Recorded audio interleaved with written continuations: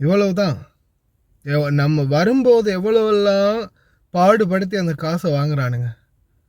3 மாதமாக தன்னுடைய ட்ரீட்மெண்ட்டுக்காக இங்கேருந்து குவைத்தில் ஆப்ரேஷன் பண்ணி போய் நாட்டில் எப்படியாவது ட்ரை பண்ணி ட்ரீட்மெண்ட் பண்ணலான்னு பார்த்தா காசு கிடைக்கல, உயிர் போயிடுச்சு. அஸ்ஸலாமு அலைக்கும் வரஹ்மத்துல்லாஹி வபரகாத்து. அன்பார்ந்த அனைத்து உறவுகளுக்கும் இனிய மாலை வணக்கம்.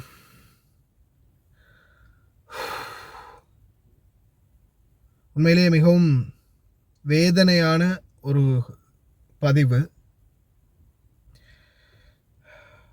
இப்போ எனக்கு வீட்டில் இருந்து அவங்களுடைய ஃபோட்டோ அனுப்பியிருக்கிறாங்க. அவங்க கடைசியாக எனக்கு மெசேஜ் போடுறாங்க. இப்போ ரீசெண்டாக குவைத்தில் இருந்து ஆப்ரேஷன் பண்ணி போனாங்க இந்த சகோதரி.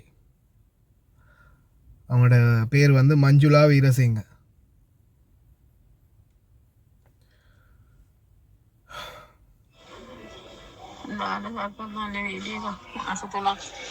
මාස 3ක් වෙනවා 10 වෙනි මාසේ 22 වාර දුන්නේ. දැන් මේ මාස 22 මාස 3ක් වෙනවා.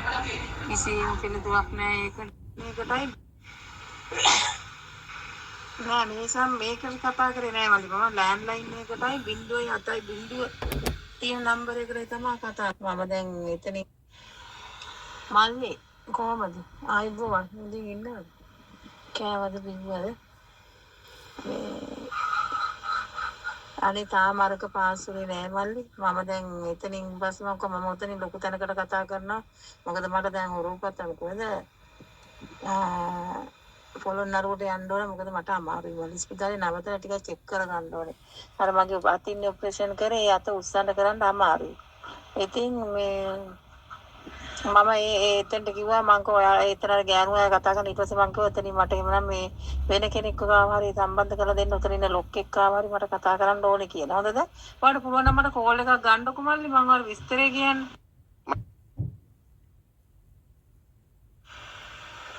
good morning මල්ලි. මල්ලි මේ මම දැන් හිතන්නේ මට බේබ් බොන්න තියෙන බේබ් කවුරු හරි රස්සාවක් කරලා දැන් පුතාට good morning මල්ලි. කොහොමද? එකපාරක් හරි පපුව දැවිලා ඇදිලා බඩ රිදිලා එනවා. මල්ලි ඒකේ ෆොටෝ එකක් තියෙනවා ඔයා මට එවන්නකෝ. මේ ඇදින්නේ ඔපරේෂන් කරලානේ තියෙන්නේ. අල්ලද ඒ ස්තුතිවන්ත ලෝය රටේ කරගත්තට ඒව. அவங்க கடைசியாக அந்த இன்சூரன்ஸ் காசு எடுக்கிறதுக்காக மிச்சம் கஷ்டப்பட்டாங்க அந்த டைமில். அப்போ அவங்க மெசேஜ் போடுறாங்க, தம்பி இந்த மாதிரி போகிறதுக்கு கூட நிலைமை மோசம், அப்போ இந்த காசை கூட இவங்க பாஸ் பண்ணி தரமாட்டாங்க அப்படின்னு சொல்லி அவங்க ஏசிக்கிட்டு இருக்கும்போது, அப்போ கடைசியில் 12ஆம் மாதம் 6ஆம் தேதி வந்து நான் வந்து அவங்க எனக்கு தம்பி நான் கொழும்புக்கு போகணும், நான் காசு கிடைச்ச பிறகு தாரேன், எனக்கு காசு கொஞ்சம் இருந்தால் தாங்க அப்படின்னு கேட்கும்போது, அப்போ நானும் ஒரு 10,000 ரூபா காசு போட்டு சொல்கிறேன், சரி நீங்கள் போங்க கொழும்புக்கு போயிட்டு பத்திரமுல்லையில் டைரெக்டாக பாருங்கன்னு. அங்கே போய் பேசியும் கடைசி வரைக்கும் ஒரு பலன் கூட இல்லை. 3 மாதமாக ப்ரோசஸிங் கடைசியில் உயிரையே எடுத்துட்டானுங்க. போச்சு. அவங்களுடைய ஹஸ்பண்ட் வந்து இப்போ பேசினார். මෙයාව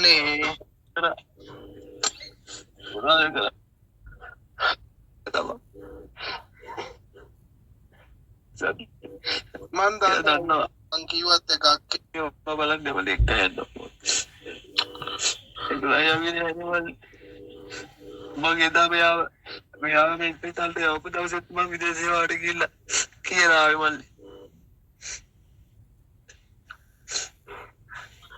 අයියෝ නඩම්බුරින් ඔච්චර ප්‍රයිවට් එකේ කයනවා කියලා තමයි ඒගොල්ලන්ට කියලා ඉන්නේ.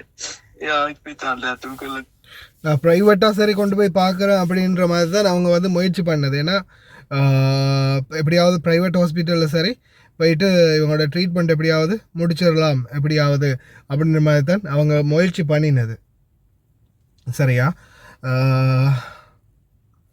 இங்கே குவைத்தில் இருக்கும்போதும் அவங்களுடைய ஆப்ரேஷன் எல்லாம் முடித்து இங்கேருந்து போகிற வரைக்கும் அவங்க கடைசியில் என்னுடைய நம்பரை தான் வந்து இங்கே ஏதாவது எமர்ஜென்சிக்கு காண்டாக்ட் பண்ணுறதா இருந்தாலும் கடைசியில் அவங்க என்னுடைய நம்பரை தான் இதில் கூட கொடுத்துருந்தாங்க, ஹாஸ்பிட்டலில் கூட கொடுத்துருந்தாங்க. வெளிநாட்டு வேலை வாய்ப்பு பணியகம். இப்போ இதுக்கு என்ன பதில் சொல்ல போகிறீங்க? நாட்டுக்கு போகும்போது, அதாவது பீரோ கட்டாமல் போகவே முடியாது. பீரோ கட்டலைன்னா ஏர்போர்ட்டில் விட மாட்டீங்க. காசு பீரோ கட்டினா தான் போகணும். அப்படி ஒரு முக்கியத்துவம் கொடுத்து இந்த பீரோவை எங்கள்கிட்ட இருந்து பறித்து எடுக்கிறீங்களே. ஆனால் திருப்பி எங்களுக்கு ஒரு அவசரம்னா என்னடா செய்கிறீங்க? 3.5 மாதம் இன்றைக்கு ஒரு உசுறு பெய்த்து உசுறு உங்களால் கொடுக்க முடியுமா?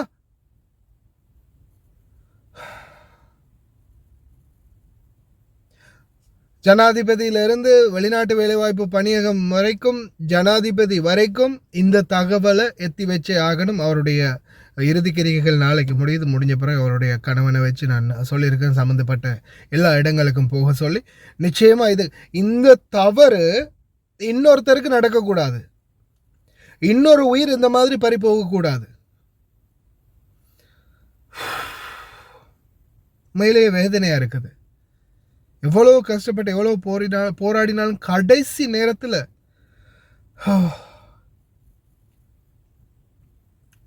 வெளிநாடு வாழ் தொழிலாளர்களுடைய நிலைமை கடைசி வரைக்கும் இதே நிலைமையிலே தான் இருக்குது. நாம் வெறும் பகடைக்காயாக தான் இருக்கிறோம், கறிவேப்பிலை மாதிரி தான் இருக்கிறோம். இன்னைக்குமே நம்மளை வச்சு பிரயோஜனம் அடைகிறாங்க. ஆனால் சந்தர்ப்பம் சூழ்நிலை வரும்போது நம்மளை தூக்கி போட்டுறாங்க. அவருடைய கணவனோட நான் பேசின வாய்ஸ் இருக்குது, அதையும் போடுறேன்னு கேளுங்க. இப்போ எனக்கு காலையில் தான் அவங்களுடைய அந்த ஃபோட்டோக்களை அனுப்பி வச்சிருக்கிறாங்க. இது கடைசி அவங்க போட்ட மெசேஜ் எப்போ தெரியுமா? 26 ஜனவரி 2026.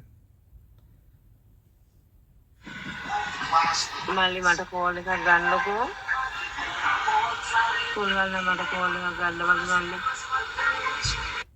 கடைசியாக கால் பண்ணது டியூஸ்டே. கடைசியாக வந்து டியூஸ்டேன்னா போன செவ்வாய்க்கிழமை, அதாவது இன்னைக்கு சனிக்கிழமை, போன செவ்வாய்க்கிழமை கால் பண்ணாங்க. கடைசியாக ஹாஸ்பிட்டலில் அட்மிட் பண்ணியிருக்குது, ஆம்புலன்ஸ் மூலம் கூப்பிட்டு வந்தாங்க அப்படின்னு.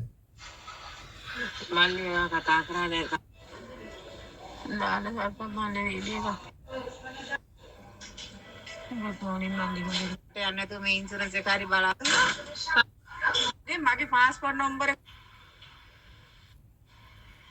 గుడ్ మార్నింగ్ అండి. ఇంకొకరండి నేను అడిగాను ఇన్సూరెన్స్ కి మనం పటాకరా అరవై ఐబన్ పెద్దదే చూకి పటాకరా కి అన్న అగ్రిమెంట్ పటాకరే మళ్ళీ కోమది ఐదు అంటే నేను తమారు వలిసి దాని అవతల చెక్ కరండి నేను మగే బాత్ నేను ఈ సమ్ మేకప్ పటాకరే నేను ల్యాండ్ లైన్ సాని మళ్ళీ మగే ఎదురు కోల్ కట్టానా. எல்லாருடைய நம்பரும் கொடுத்தேன், நான் எல்லாருடைய நம்பரையும் கொடுத்தேன்.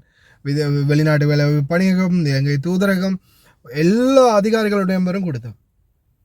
ஒருத்தர் டைம் எந்த சரியான ரெஸ்பான்ஸுமே கிடைக்கல. கடைசி அந்த இன்சூரன்ஸ்காரன் அப்படின்னு ஒருத்தன் மெசேஜ் அனுப்பியிருந்தாங்க, இந்த இன்சூரன்ஸ் சம்மந்தப்பட்ட ஒருத்தன். அவனுக்கு போட்ட மெசேஜ் இன்னும் பார்க்கல, அந்த மெசேஜை இன்னமும் பார்க்கல. என்ன அதிகாரிகள் தான் நீங்களாம்.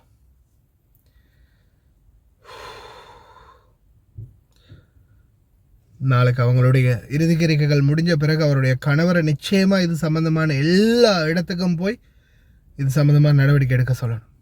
ஏன்னா இதை மாதிரி இன்னொரு உயிர் போகக்கூடாது. சம்பந்தப்பட்ட அதிகாரிகள் உறங்குறாங்க, அதுதான் பிரச்சனை.